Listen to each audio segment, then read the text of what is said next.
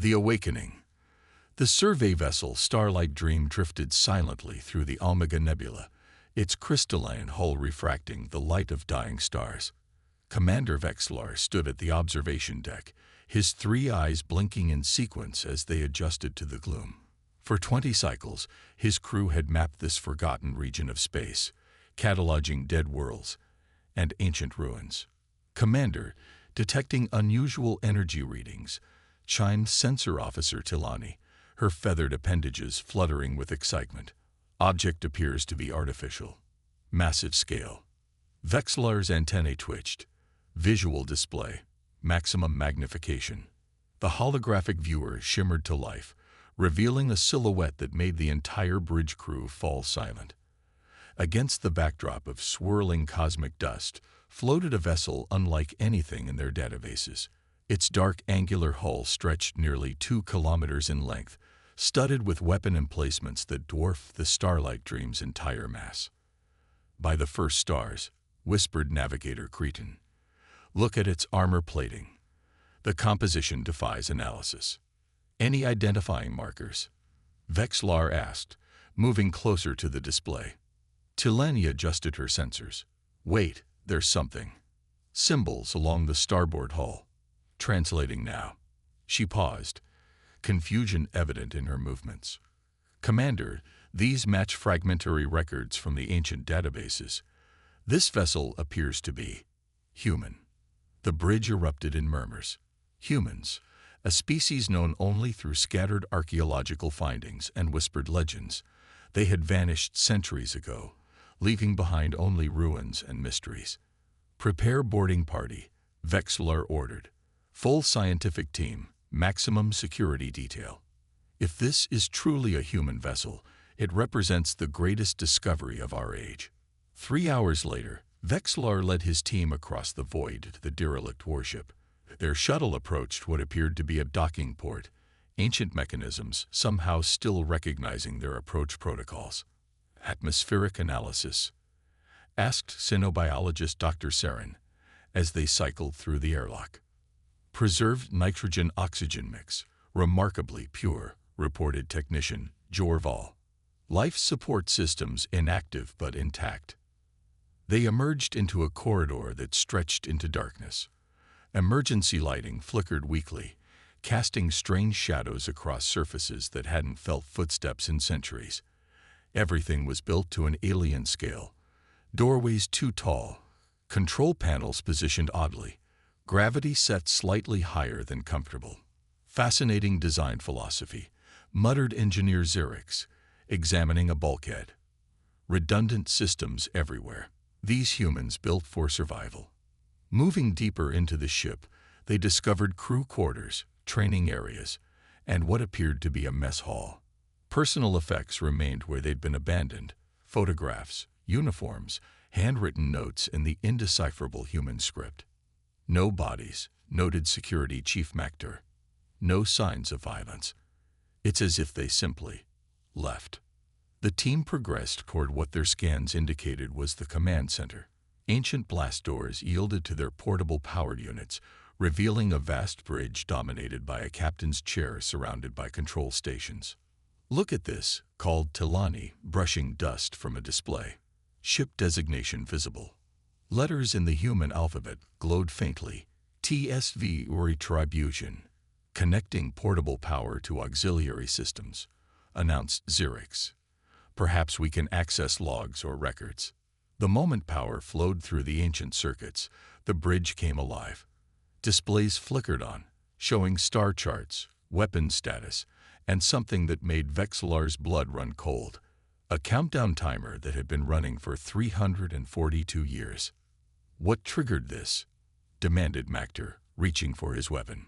Before anyone could answer, a previously hidden door slid open. Beyond lay a chamber containing a single stasis pod, its surface covered in frost and warning symbols. Tilani's scanner chirped urgently. "Commander, detecting life signs. Faint but stable." "Impossible," breathed Dr. Saren. "No stasis technology can sustain for centuries without maintenance." Yet there it was, defying their understanding. Through the frosted viewport, They could make out a figure, unmistakably human, female, wearing a uniform bearing the ship's insignia. "Should we attempt to open it?" asked Xerix. As if responding to their presence, the pod began its awakening sequence. Warning lights flashed as centuries-old machinery hummed back to life. The frost melted away, revealing a woman with dark hair and features that spoke of determination even in repose. "Step back," ordered Mactor, but it was too late. The pod hissed open. For a moment, nothing happened. Then the woman's eyes snapped open, startling blue against her pale skin. In a movement too fast to track, she rolled out of the pod, snatched a weapon from a hidden compartment, and had it trained on the alien boarding party before they could react. "Identify yourselves," she demanded in a voice rough from centuries of disuse. Her stance was perfect, weapon steady, despite her just-awakened state. Vexlar raised his appendages slowly. "I am Commander Vexlar of the Cosmic Alliance exploration vessel Starlight Dream. We mean you no harm." The woman's eyes darted between them, assessing threats, exits, and resources with military precision. "Year," she demanded. "By your calendar, approximately 2876, replied Tilani carefully. The woman's expression didn't change, but something flickered in her eyes. "Status of Earth Defense Force. United Colonies." Vexlar hesitated. "According to our records, Earth fell 342 years ago. Human civilization. We believe your species extinct." For a moment, the woman remained perfectly still.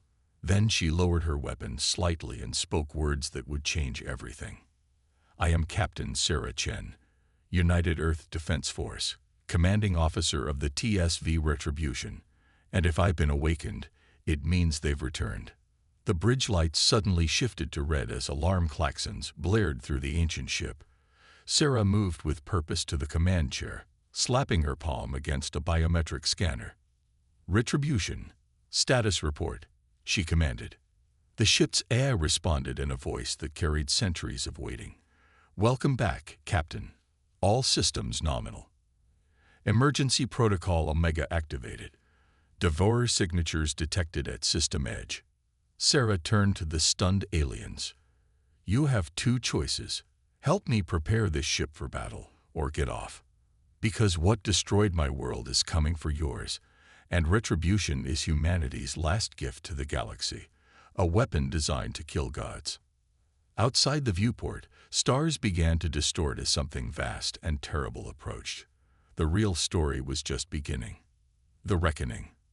Sarah Chen moved through Retribution's corridors with purpose, the alien crew struggling to keep pace. Her neural implants synchronized with the ship's systems, bringing dormant weapons online and awakening sleeping giants of technology. "You don't understand what you found," she said, fingers dancing across holographic controls. "This isn't just a warship. Retribution was humanity's final project, a vessel designed to fight the Devourers." Vexlar's antennae twitched nervously. "These Devourers, what are they exactly?" Sarah brought up a tactical display showing nightmare creatures that defied physics, beings of pure entropy that consumed matter and energy alike. They came from dark space between galaxies, not conquerors or invaders, but predators that feed on civilized worlds. The display showed Earth's final days, massive devourer entities wrapping around the planet like cosmic parasites, draining oceans and atmosphere, while human fleets fought desperately to buy time for evacuation. "We couldn't stop them conventionally," Sarah continued. "So we built something new. Retribution isn't just a ship, it's humanity's rage given form." Tilani studied the readings. "These power signatures, they're impossible.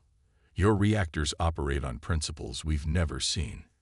Quantum singularity cores," Sarah explained. 4 of them, plus weapons that tear holes in reality itself. When Earth fell, we sent sleeper ships in all directions. Retribution was different. We stayed behind as guardians. The ship shuddered as proximity alarms screamed. On the main viewer, space itself began to warp and twist as devourer entities emerged from dimensional rifts. "They're here," whispered Dr. Saren. terror evident in all three eyes. Sarah settled into the command chair, neural interfaces extending to connect with her spine. Watch closely. This is why humans refuse to go quietly into extinction. Her consciousness merged with retribution systems. Through the ship's sensors, she felt the approaching horrors, beings that had consumed countless civilizations. But now they faced something different. Charging primary weapons, she announced. Quantum destabilizers online. Reality anchors engaged. The first devourer, a writhing mass of darkness larger than a moon, reached for the starlight dream. Sarah's thoughts became actions as retribution unleashed hell. Beams of impossible energy lanced out, not merely striking the creature, but unmaking it on a fundamental level. Where the weapons touched, reality itself screamed and tore. The devourer shrieked across dimensions as its very existence was challenged. Impossible, breathed Xerix. You're rewriting local physics. Humans don't accept impossible, Sarah replied grimly. More devourers poured through the rifts, drawn by the combat. Retribution's secondary batteries opened up. Gravity lances that compressed space-time to crushing densities. Antimatter projectors that annihilated matter at the atomic level. The battle raged across the system. Sarah fought with precision born of neural integration, every weapon system an extension of her will. But the devourers kept coming. There's too many, warned Mactor. Even your ship can't. Watch, Sarah interrupted, initiating Prometheus Protocol.